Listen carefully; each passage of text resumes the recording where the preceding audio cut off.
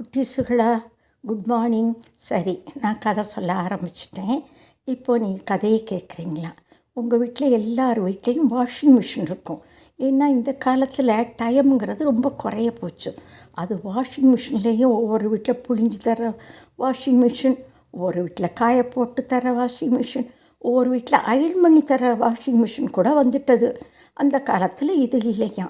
அதனால் நம்முடைய அழுக்கு துணிகளெல்லாம் ஒவ்வொரு ஊர்லேயும் வண்ணான்னு இருப்பாங்களாம். அவங்க தான் துவைச்சி தருவாங்களாம். அந்த வண்ணா என்ன செய்வாங்க? வண்ணானா வாஷர் மேன்போம்.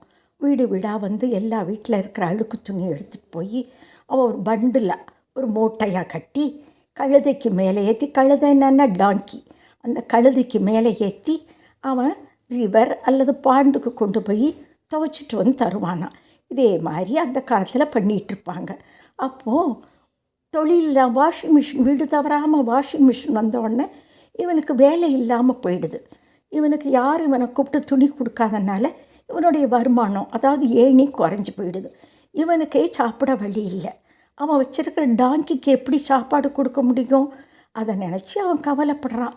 என்னடா செய்கிறது, இப்படி ஆயிடுச்சு நம்மளோட நிலைமை அப்படின்னு சொல்லி அந்த வாஷர்மேன் வண்ணா டோபி கவலைப்படுறான்.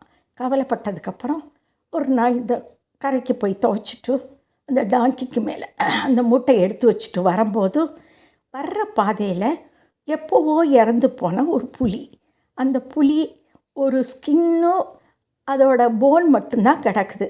இவனுக்கு ஒரு ஐடியா தோணுது. அந்த ஸ்கின்னை மட்டும் எடுத்து அவன் மடித்து வீட்டுக்கு கொண்டு வரான். வீட்டுக்கு கொண்டு வந்தவுடனே அவனா ராத்திரி படுக்கும்போது நினைக்கிறான், இதுக்கு சாப்பாடு கொடுக்க நமக்கு வழி இல்லாமல் போச்சு. அதனால் நாளைக்கு என்ன செய்யணும்? இந்த ஸ்கின்னை அந்த டாங்கிக்கு மேலே நம்ம போற்றி விட்டு இருட்டாக இருக்கும்போது வயலில் கொண்டே விட்டுட்டு வந்துட்டா, அந்த வயலில் அது நல்லா வயிறு நிறைய சாப்பிடட்டும்.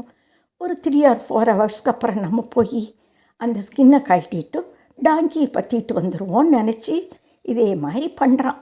இதே மாதிரி பண்ணிகிட்டு இருந்தவொடனே அந்த டாங்கி நல்லா வயிறு நிறைய சாப்பிடுது.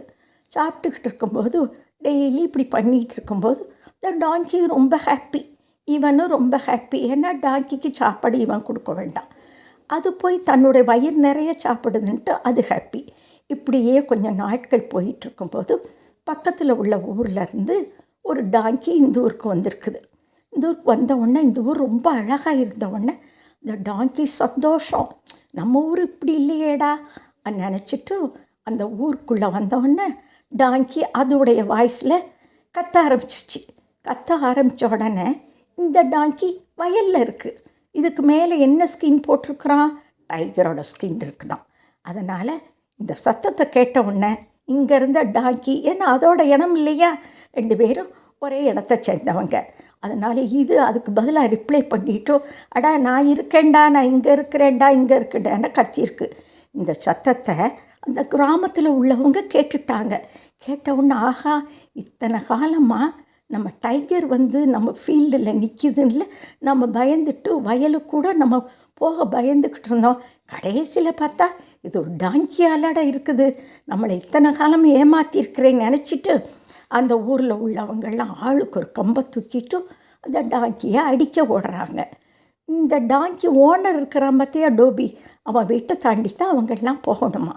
எல்லோரும் ஓடும்போது கேட்குறான், இல்லை எல்லோரும் இப்படி ஓடுறீங்க கூட்டமான்னு கேட்கும்போது, இங்கே ஒரு டாங்கி இத்தனை காலமாக எங்களை ஏமாற்றிட்டுருக்குது, அதை அடித்து நொறுக்கிறதுக்காக ஓடுறோன்னு சொன்ன உடனே இவனுக்கு பயம் வந்துருச்சு.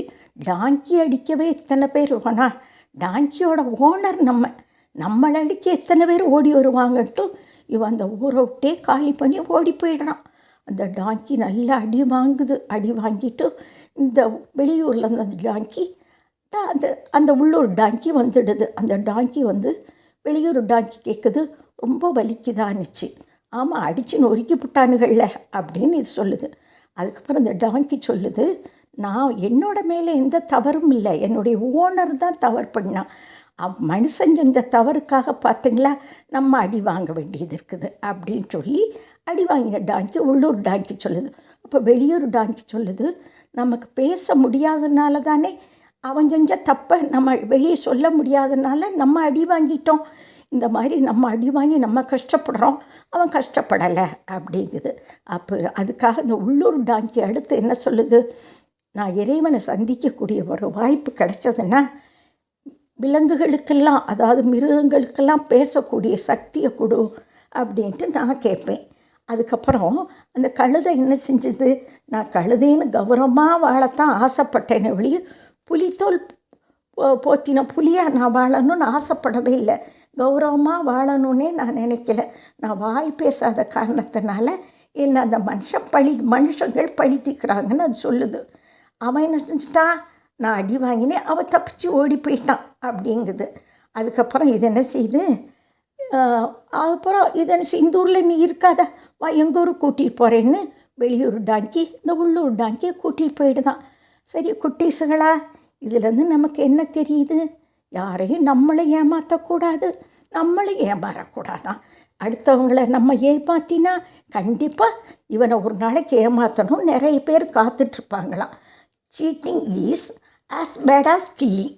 கொல்றதை விட இந்த சீட்டிங் இருக்குது பார்த்திங்களா, ஏமாத்துறது ஒரு பெரிய இது, அதிலேருந்து வெளியே வரவே முடியாதான். அதனால் நம்மளும் ஏமாறாமல் யாரையும் ஏமாற்றாமல் ஃப்ரெண்ட்ஸுகளோட ஜாலியாக ஹாப்பியாக இருப்போம்மா. பாய், நாளைக்கு சந்திப்போம்.